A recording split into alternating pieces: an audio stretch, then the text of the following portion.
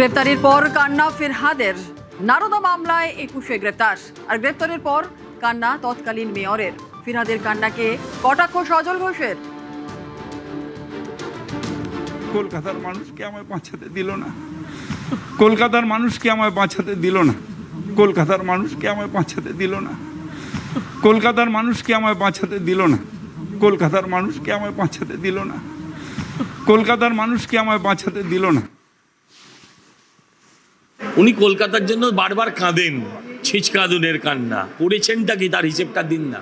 7-8 বছর ছিলেন সম্ভবত। তো আমার প্রশ্ন হচ্ছে, উনি এই এত বছরে উনি করেছেনটা কি পুরসভার জন্য?